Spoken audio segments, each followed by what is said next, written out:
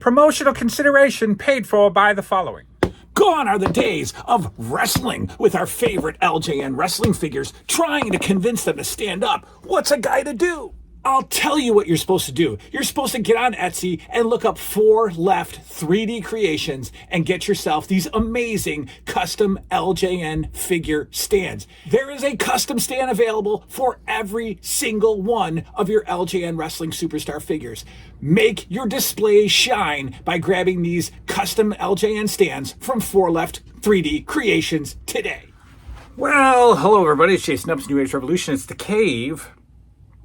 And it is a much anticipated Wrestling with the Past episode.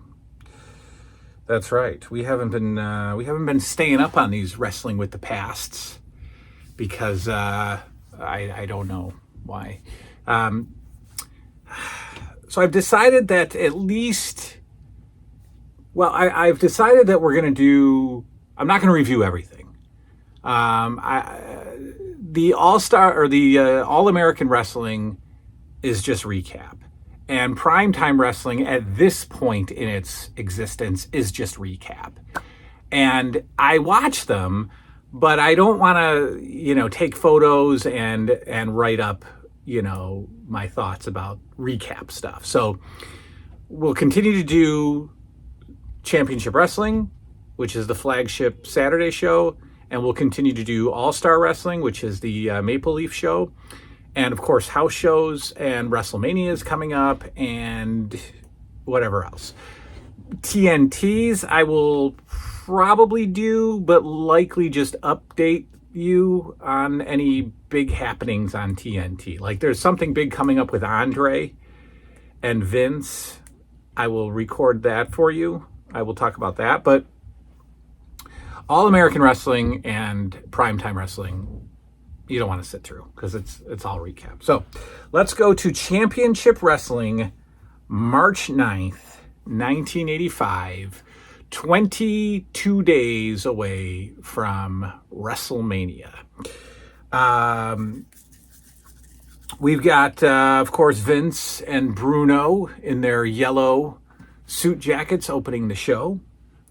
First matchup, we've got Junkyard Dog and AJ Pisci.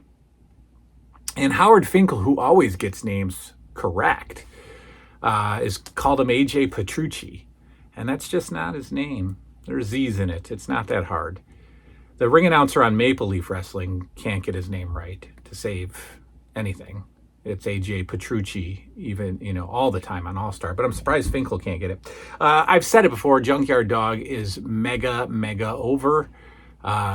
Hugely. He's bigly over with the crowd. Like I said, it is the dancing. It is the actual, real musical theme song, not just, random wrestling theme song. It's Queen, Another One Bites the Dust. This is 84. Queen is popular. It's his personality. Not to sound like an idiot, but I think it's his race at the time. Just a very popular black wrestler who just has a ton of fun with the crowd. And they just love him. And he takes on, like I said, AJ Petrucci.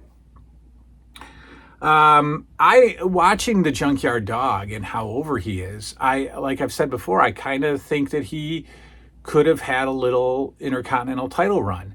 Although, I think the plan was to just toss it back and forth between Valentine and Tito Santana and then ultimately Randy Savage. So, yeah, I guess Junkyard Dog really doesn't have a place. If you're going to trade Dog for Santana, is JYD more popular than Santana to go back and forth with Greg Valentine and then eventually lose it to Savage? I don't know. But I think JYD could have made a fine Intercontinental champion. He wins with the thump, of course, the power slam. He gets Howard Finkel to dance a little bit, and then he goes out into the crowd as he's leaving and pulls a little girl who looks a little like Stephanie McMahon, but I don't think so. But he pulls a little girl from the crowd and dances with her in the aisle for a little while. Vince chuckles. Ha ha ha ha. All right, Dog, getting down. Vince McMahon. We have an update with Lord Alfred Hayes, and the update is on Andre the Giant and how angry Andre still is. So Andre got his hair cut, which for the better. I mean, Andre's hair was ridiculous.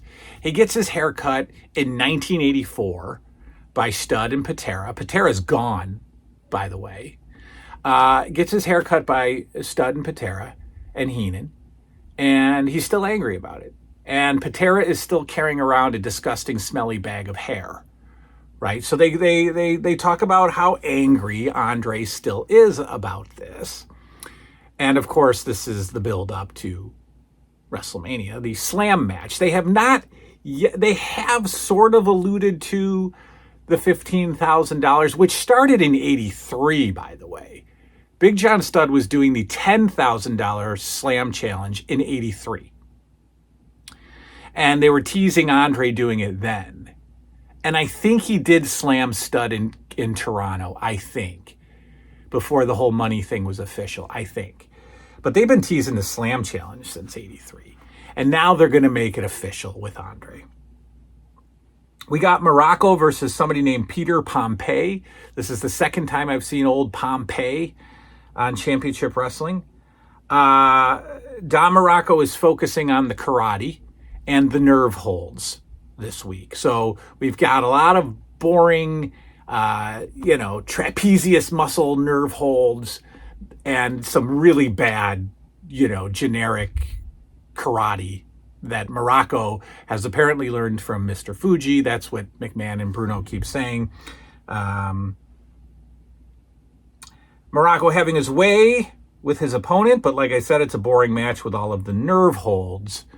And Morocco wins with the tombstone that Bruno doesn't know what to call it. They show it in instant replay, and Bruno's like, well, I don't know. It's a very good move, but I don't even know what you'd call it. So obviously the word tombstone wasn't in existence yet, but it is a reverse pile driver, folks. That's all it is. It's a reverse pile driver.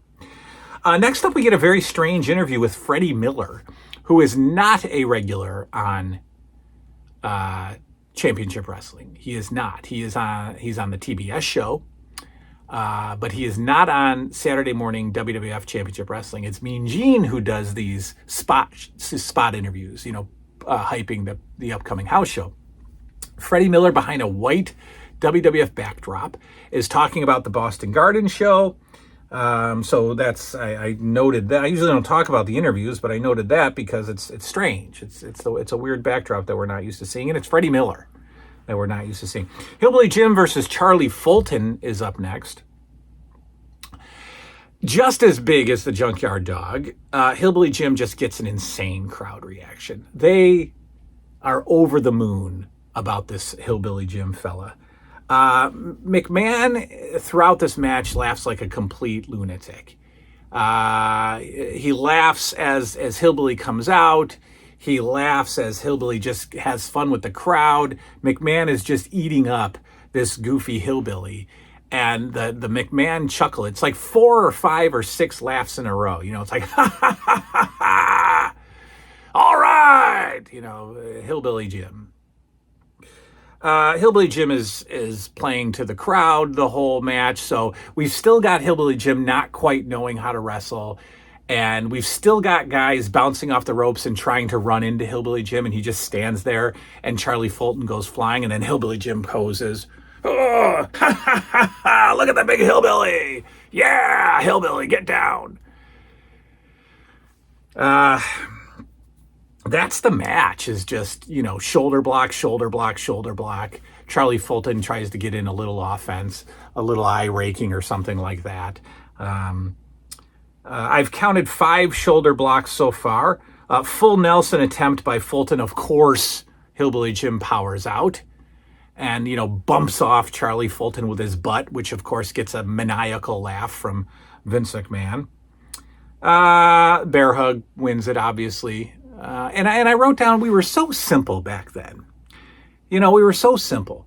If you put these characters on TV today, they get booed out of the building. Okay? You can't have a Hillbilly Jim in 2023. And then people will say, well, of course you can't. I mean, it's ridiculous. But why wasn't it ridiculous then? Right? Why didn't the crowd just crap on this back then? Why did we have to be so smart and so civilized and so mature? Why couldn't we cheer for Hillbilly Jim today? You know what I mean? Even as the crowd got older, they turned on Hogan. You know, and I get it, the Hogan thing got old, but why do we have to be just the worst today, right? I'd love to go to a wrestling as an adult. These aren't just kids going nuts for Hillbilly Jim. You go to wrestling as an adult, and you're having a blast in the crowd, cheering for Hillbilly and dancing with the Junkyard Dog at 30. Why have we changed, folks? Iron Sheik and Nikolai Vulkov are taking on Shawn and Brian, the Grady brothers from Ireland. Who? Shawn and Brian Grady. I have never seen them job before. I've never seen a brother tag team jobbing ever. They looked okay. There was nothing special about them. By looking okay, they got no offense in the match, but they did their job well. They bumped well. They didn't look like they didn't know what they were doing. You know, they know how to sell. They know how to roll around on the mat. They looked good getting beat up, but I'd never heard of Shawn and Brian Grady before. But they seemed experienced, and the camel clutch wins it, of course. We've got a Piper's Pit with Orton and Orndorff, and these are going to be some Piper's Pits that are going to go around the circuit, around the TV circuit, up until WrestleMania. They're pre-taped. It's Piper, Orndorff, and Orton, and they're just running down Hogan and Mr. T. Lot of racial stuff with Mr. T. Lot, especially from Orndorff. It's heavy. It's slightly uncomfortable. I'm not even going to repeat it, but they really fire it up on Mr. T in 1985. So Piper's Pit are all taped, and it's all just those two talking about. And then I think the upcoming Piper's Pits are Orton and Orndorff and Piper training. So I don't think we're going to get a new Piper's Pit until after WrestleMania. We've got Greg Valentine versus Aldo Marino, who I believe I've said before is Ricky Santana. From NWA. I love the green Intercontinental belt that Valentine has. Valentine controls Marino on the mat initially, some mat wrestling, a couple little arm drags. The only offense for Marino is a couple arm drags. Valentine working the arm for most of the match. He has such a nice looking elbow drop. Greg Valentine hits the ropes, does the little spin, and then drops a really perfect-looking elbow drop in all of his matches. Figure 4, of course, wins it. Little things I love noticing is how Howard Finkel's announcing Valentine as the winner. Valentine and Jimmy Hart are facing the opposite way of the hard camera, and Howard Finkel has to give them a little eyebrow raise and a little nod for them to then turn around and celebrate to the hard camera. I love that. Howard Finkel calling the shots in the ring I've seen it so many times before. He does it at Madison Square Garden, and he did it here on TV. And usually the referee is the one that's kind of, as the referee raises the guy's hands, he kind of turns them towards the hard camera if need be. Howard Finkel's doing it this time. I thought that was cool. Little things I notice. We finally get an official WrestleMania commercial with McMahon doing the voiceover. And he's announcing 5 of the matches very quickly.